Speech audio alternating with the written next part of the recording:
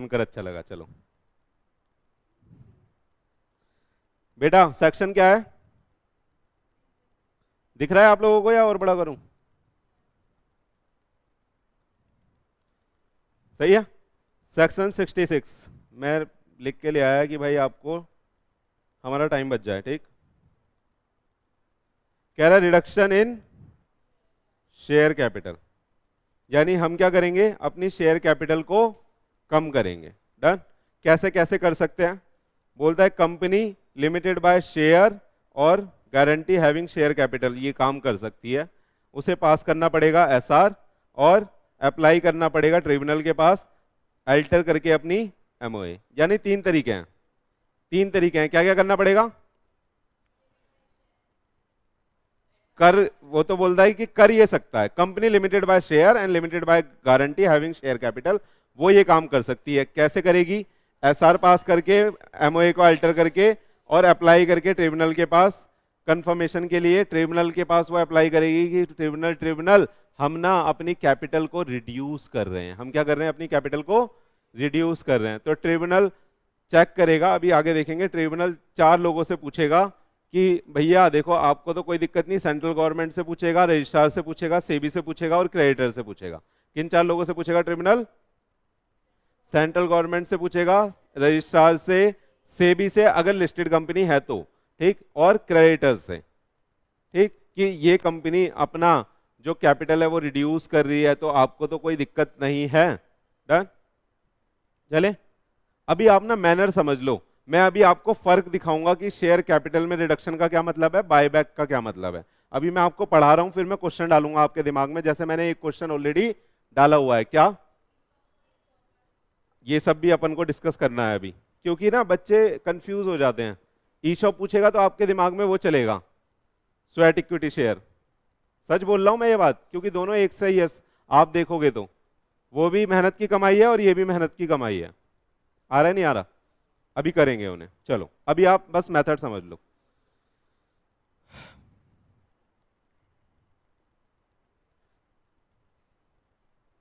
कह रहा है हम रिड्यूस करेंगे अपनी शेयर कैपिटल अगर ये तीन चीजें हो जाएंगी तो।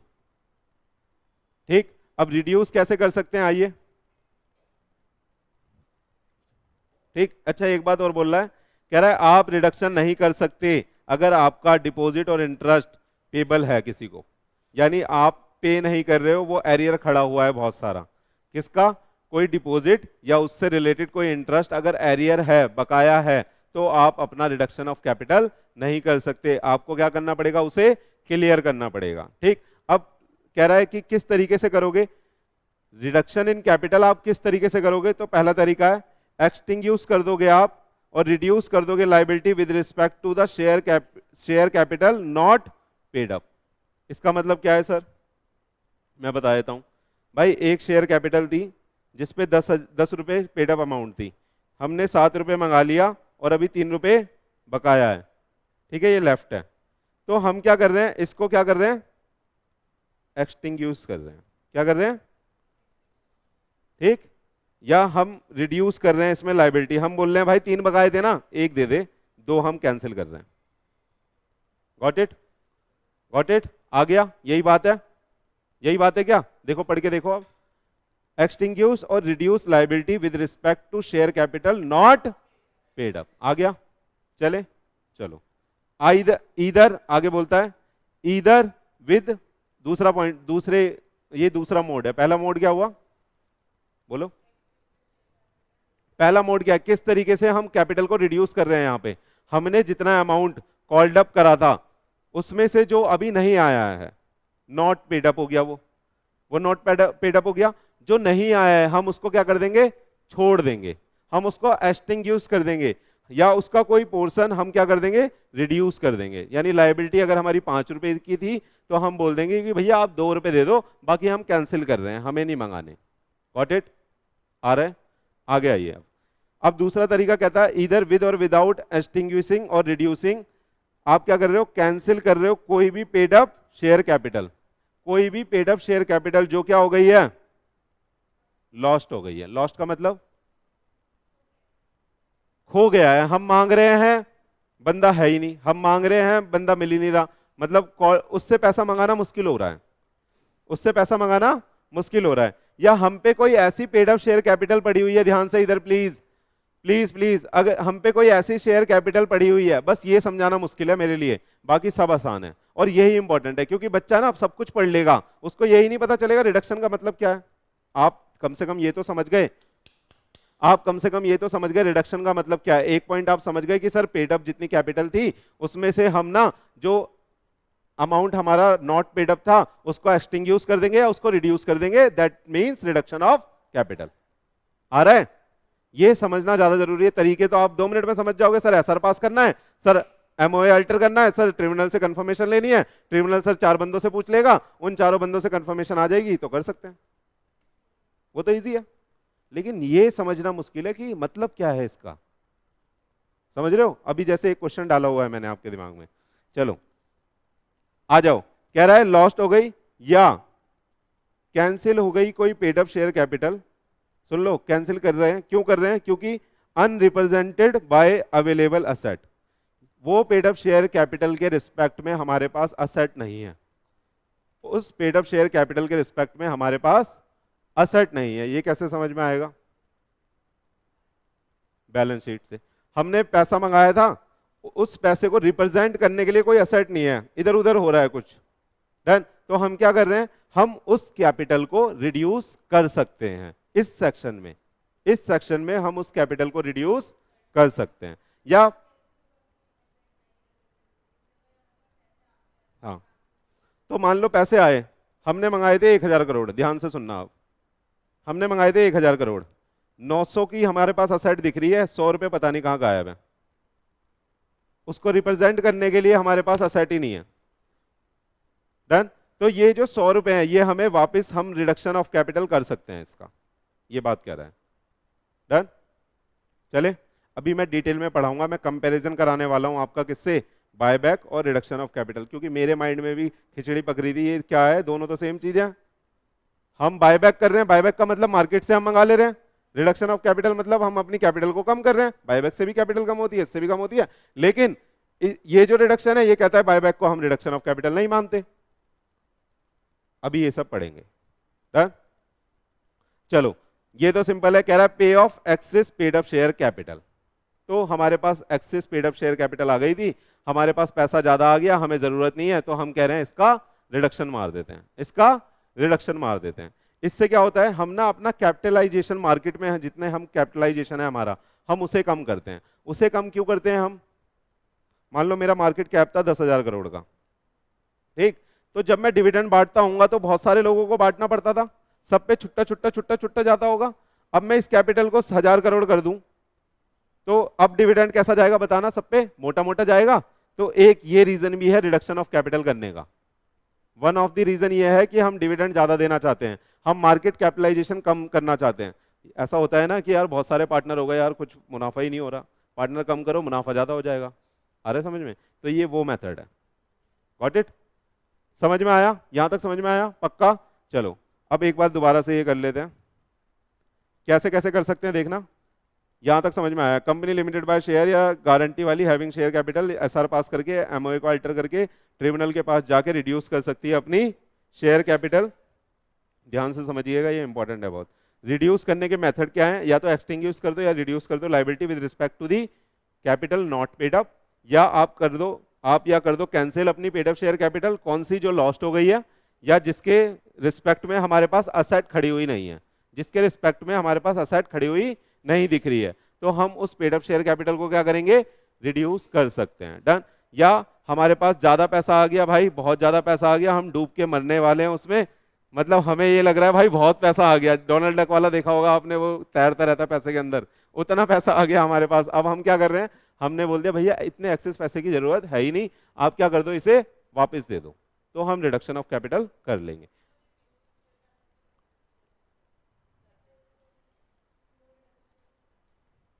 कह रहा है no reduction if arrear in deposit या उसका इंटरेस्ट, क्योंकि डिपॉजिट के सेक्शन ना बहुत खूंखार है। डिपॉजिट का मतलब होता है हमने पब्लिक से कुछ पैसा उठाया, अभी पढ़ेंगे 73 74 में है, तो वो बोलते हैं, ये बोलते हैं कि अगर डिपॉजिट आपने उठाया है और आप उस पर इंटरेस्ट पे नहीं कर रहे, या डिपॉजिट आप आपका बकाया है, आप पे नहीं कर रहे, तो आप रिडक्शन ऑफ कैपिटल नहीं कर सकते, क्योंकि रिडक्शन ऑफ कैपिटल कर दोगे तो आपकी लाइबिलिटी तो लिमिटेड है, आप बोल दोगे मैंने तो कम कर दिया, अब और लिमिटेड हो गई, समझ रहे हो? 10 रुपए की लाइबिलिटी थी, आपने उसे काट के 5 पे ही छोड़ दिया, तो ये तो गलत हो जाएगा ना। जब उनके पैसे आएंगे आप बोलोगे पैसा ही नहीं है, फिर प्रोपोर्शनेटली बांट के हिसाब कर दोगे। डन। तो इसलिए उनको मना करा गया कि अगर कोई एरियर खड़ा है तो आप ऐसा नहीं करोगे। चले, इतना आया क्या? चलो अब ये बात है, अब सब इजी इजी है। बोल रहा है कि हमने ट्रिब्यूनल क्या करेगा, नोटिस देगा, ट्रिब्यूनल के पास हम जाएंगे अपनी एप्लीकेशन लेके, देखिएगा ट्रिब्यूनल के पास हम अपनी एप्लीकेशन लेके जाएंगे, उस एप्लीकेशन का notice, notice of every application tribunal किस किस को देगा, सेंट्रल गवर्नमेंट को, रजिस्ट्रार को, सेबी को अगर हम लिस्टेड है, और क्रेडिटर्स को।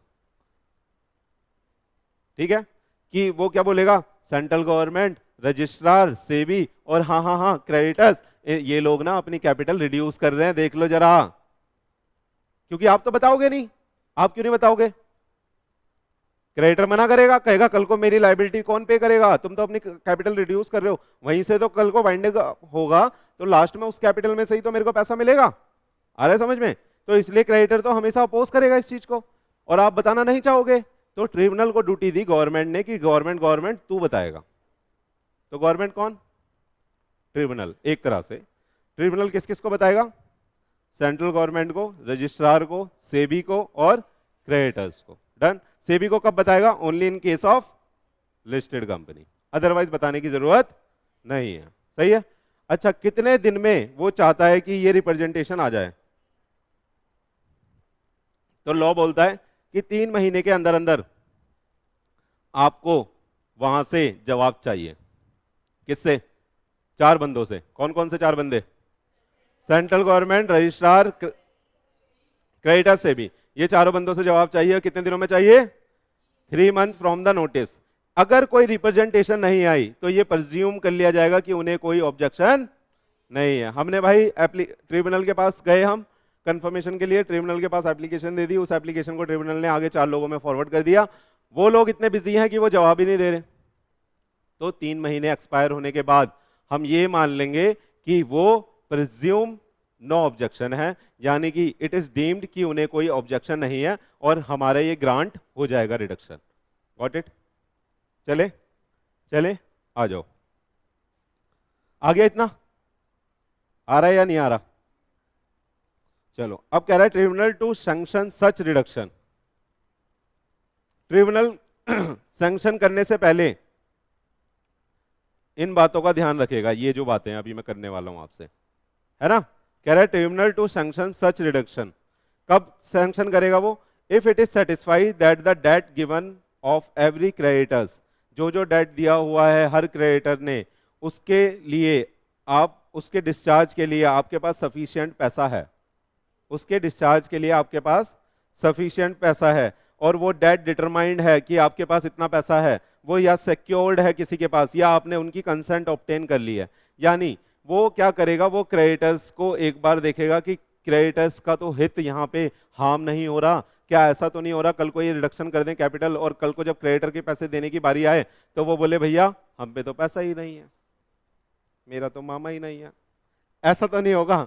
ऐसा क्यों? अब ऐसा किसके हाथ में ड्यूटी डाल दी? ये ड्यूटी ट्रिब्यूनल के हाथ में डाल दी कि ट्रिब्यूनल तू क्रेडिटर को सेटिस्फाई करके रखेगा, और तेरे को ये मेक श्योर करना है before granting reduction of capital, तेरे को ये मेक श्योर करना है कि जितने भी क्रेडिटर्स हैं उनका डिस्चार्ज क्या कर सकते हैं, ये इनकी औकात में है। हाँ औकात में है।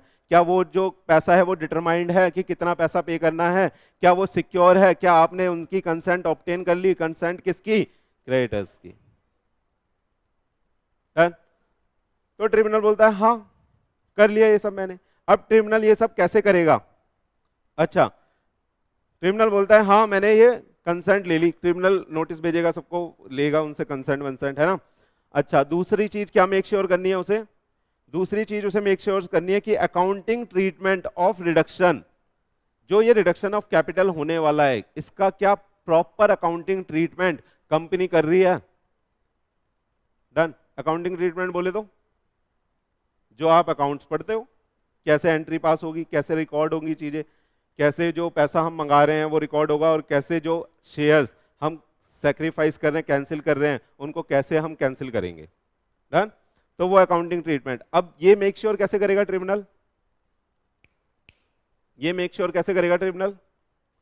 तो ट्रिब्यूनल बोलता है कि अगर accounting treatment as per section 133 हो रहा है और ये सर्टिफिकेट, इसका सर्टिफिकेट आपने ले लिया है कंपनी के ऑडिटर से, इसका सर्टिफिकेट आपने ले लिया है कंपनी के ऑडिटर से, तो इट इज सफिशिएंट कि ट्रीटमेंट ठीक हो रहा है। क्योंकि ऑडिटर तो तभी देगा ना, ऑडिटर तो तभी देगा ना सर्टिफिकेट, वो चेक करेगा भाई कि अकाउंटिंग ट्रीटमेंट है, सही है या नहीं है। आप सब ऑडिटर बनोगे फ्यूचर में बड़े होके, आप चेक करोगे फिर। डन। अच्छा, सेक्शन 133 में क्या है? सेक्शन 133 बोलता है कि जो भी अकाउंटिंग होगी ना, वो अकाउंटिंग स्टैंडर्ड के हिसाब से होगी, इन कंसल्टेशन विद NFRA। ठीक, तो वो ये 133 बोलता है। तो इसका मतलब तरीके से अकाउंटिंग होगी उसकी रिडक्शन ऑफ कैपिटल की। डन, चला लो। आ गया इतना? पता नहीं, यहां तो नहीं है। चलो आगे आ जाओ, आगे आगे मेरे बच्चों। कह रहा है ऑर्डर ऑफ ट्रिब्यूनल। अब फोर्थ पॉइंट है, फोर्थ पॉइंट है ऑर्डर ऑफ ट्रिब्यूनल। सुन लो यार, ट्रिब्यूनल का जो भी ऑर्डर आएगा, ट्रिब्यूनल ऑर्डर दे देगा, क्या करेगा ट्रिब्यूनल? या तो सैंक्शन करेगा या मना करेगा, है ना। तो ट्रिब्यूनल ने सैंक्शन कर दिया, उस केस में हमें क्या करना है? ये पब्लिश करना है प्रेस्क्राइब मैनर में, और डिलीवर करना है ROC को कब? विद इन 30 डेज में। क्या करना है हमें? पब्लिश करना है प्रेस्क्राइब मैनर में, यानी वेबसाइट वगैरह पे होगा, वो देख लेना। प्रेस्क्राइब मैनर SS7 है शायद, है ना, वो देख लेंगे। चलो ठीक है, आप बस इतना याद रखो कि पब्लिश करना है और डिलीवर करना है किसके पास? ROC के पास within 30 days to register and issue the certificate. वो क्या करेगा? इसको रजिस्टर करेगा और इशू करेगा सर्टिफिकेट। अच्छा, ROC के पास जब आप ये भेजोगे तो आपको इसके साथ मिनट अटैच करनी है। मिनट्स क्या होती हैं? मिनट्स ऑफ मीटिंग जो होती हैं। तो minutes which is showing about the share capital, की कितनी अमाउंट ऑफ शेयर कैपिटल है, कि नंबर ऑफ शेयर किस में आप डिवाइड कर रहे हो उन शेयर कैपिटल को, अमाउंट ऑफ ईच शेयर्स कितने हैं, ठीक है, अमाउंट डीम्ड पेड अप कितना अमाउंट है ऑन ईच शेयर, ठीक है। तो ये सब चीजें आपको मिनट्स में अटैच करके भेजनी होंगी किसके पास? ROC के पास, ठीक है। अच्छा, ट्रिब्यूनल का ऑर्डर आ गया, ट्रिब्यूनल का ऑर्डर प्रेस्क्राइब मैनर में पब्लिश करना है, ROC के पास भेजना है, 30 दिनों के अंदर ROC हमें रिवर्ट कर दे, मतलब 30 दिनों के अंदर हमें भेजना है। उसके बाद ROC इसको रजिस्टर करके इशू कर देगा हमें सर्टिफिकेट। डन, चले आगे। चलो, फोर्थ पॉइंट आपको समझ में आ गया। सिक्स पॉइंट कह रहा है, सिक्स पॉइंट बहुत इजी सा है, कह रहा है कि section 66 shall not apply to the buyback under section 68, यानी बायबैक को हम रिडक्शन ऑफ कैपिटल नहीं बोलते, इसलिए सेक्शन 66 सेक्शन 68 पे नहीं लगेगा, दैट इज बायबैक। डन, ध्यान से। अब कह रहा है, अब ये लायबिलिटी ऑफ मेंबर की बात कर रहा है। छठा पॉइंट क्या कहता है? लायबिलिटी ऑफ मेंबर लिखा भी हुआ है यहां, ठीक। तो मेंबर पास्ट या प्रेजेंट दोनों की लायबिलिटी की बात करता है। क्या लायबिलिटी होगी आप बताओ? आपको ये बहुत इजी, मतलब बहुत अच्छे से आता है। 10 रुपए थे, 10 रुपए को पेड अप, 10 में से हमने 5 पे कर रखे थे, 5, सुनो सुनो सुनो प्लीज सुन लो, 5 पे कर रखे थे, 5 बकाया थे। डन। अब मैंने अपनी रिडक्शन ऑफ कैपिटल करके ये शेयर 7 रुपए का कर दिया, कितने और मांगोगे? 2 रुपए और मांगोगे, सिंपल है। तो बस वही बोल रहा है, कह रहा है लाइबल होंगे वो कॉल्स के लिए और कंट्रीब्यूट करने के लिए नॉट एक्सीडिंग, यानी उससे ज्यादा नहीं, जो अमाउंट ऑफ शेयर फिक्स हुआ है, और less amount paid on. Clear है? तो अगर 10 रुपए का शेयर था, मैंने उसे 7 रुपए का कर दिया, प्लीज प्लीज प्लीज, 10 रुपए का शेयर था, मैंने उसे 7 रुपए का कर दिया, तो अगर उन्होंने पहले 5 रुपए पे कर रखे थे, तो अब हम उनसे पूरे 5 नहीं, कितने मांगेंगे? 2। मेंबर कितने के लिए लाइबल होगा? 2 के लिए, क्योंकि बाकी को तो हमने स्क्रैप कर दिया, खत्म कर दिया, रिड्यूस कर दिया। एज पर सेक्शन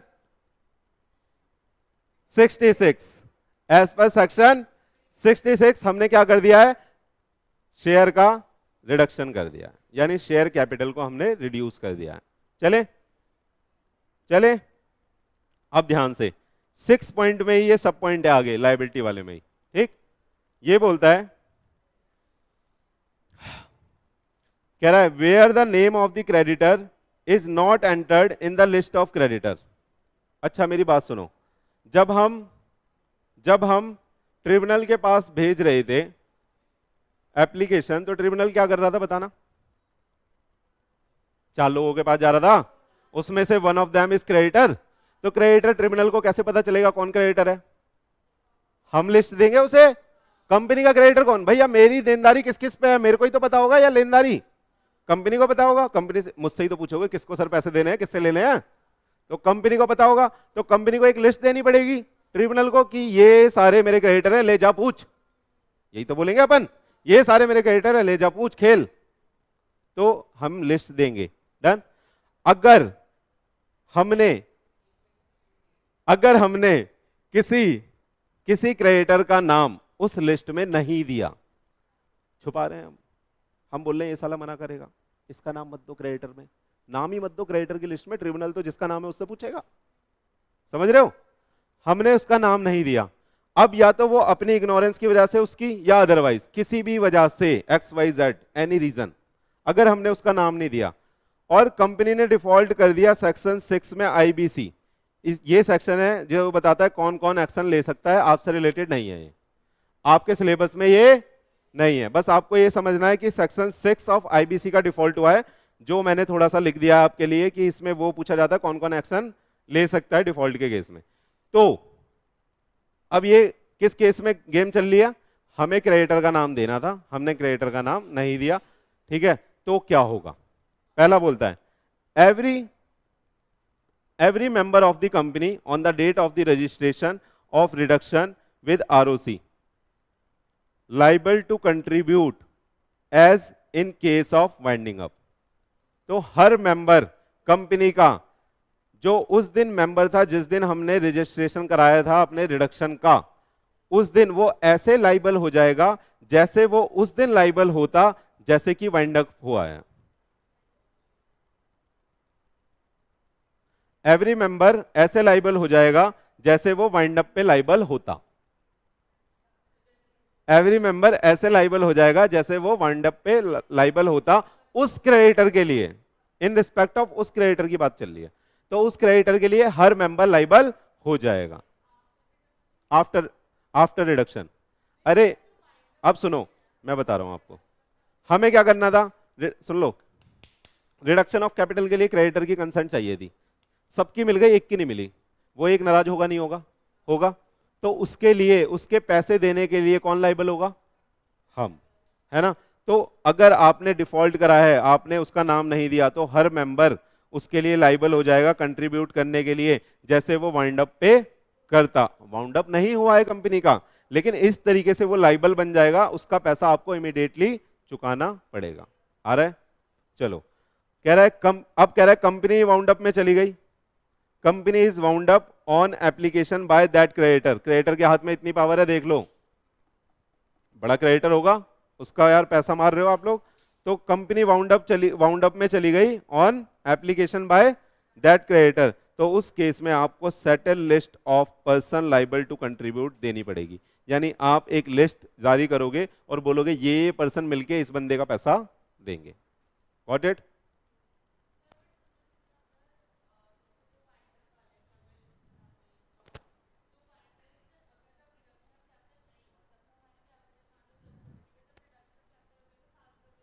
हाँ हाँ हाँ, चलो आगे यहां तक। अब कह रहा है, खत्म हो गया, हाय, चलो अब कह रहा है ऑफिसर लाइबल हो जाएगा, सीधी सी बात है, उसने फैक्ट छुपाया था।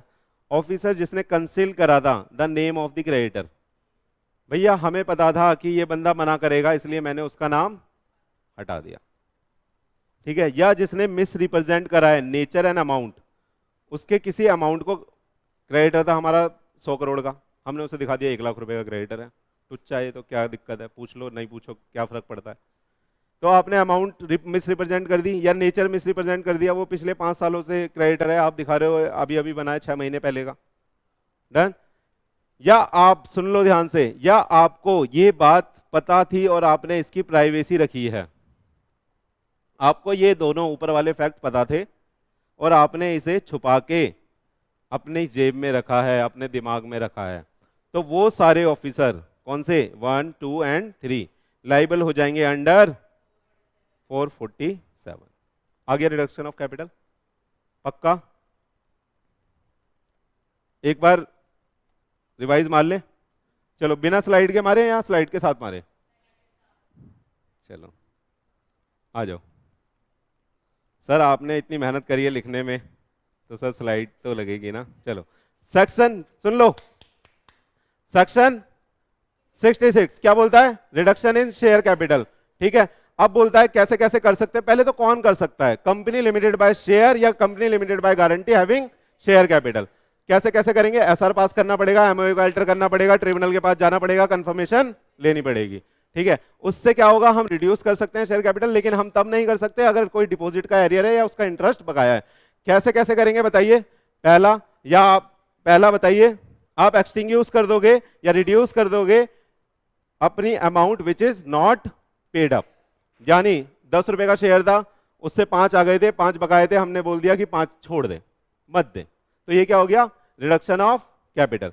दूसरा कह रहा है इधर विद और विदाउट एक्सटिंग्यूशिंग या रिड्यूसिंग, आप क्या कर दोगे? कैंसिल कर दोगे पेड अप शेयर कैपिटल जो लॉस्ट हो चुकी है या जिसके रिस्पेक्ट में हमारे पास असेट अवेलेबल नहीं है। या आप क्या कर दोगे? जो पैसा जिसमें आप नहा रहे थे, सो रहे थे, खो रहे थे, वो आप एक्सेस पैसा पे ऑफ कर दोगे।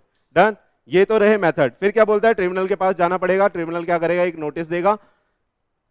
किस चीज का नोटिस? जो आपकी एप्लीकेशन आई है वो बताएगा सुन सुन, ये जो कंपनी है ना, ये क्या करना चाह रही है? रिडक्शन ऑफ कैपिटल करनी चाह रही है। किसको बताएगा? अपने 4 दोस्तों को, जो कौन है? Central government, registrar, SEBI, creditors. ठीक है, अच्छा इनको क्या बोलेगा? भैया 3 महीने के अंदर अंदर आप बता दो, अपनी कंफर्मेशन दे दो, क्या हम ये काम करने दें कंपनी को या ना करने दें। डन। अगर 3 महीने में कोई अगर रिप्रेजेंटेशन आ गई विद इन 3 मंथ की ना करने दो, तो ट्रिब्यूनल ऑर्डर पास कर देगा, नहीं करने देगा।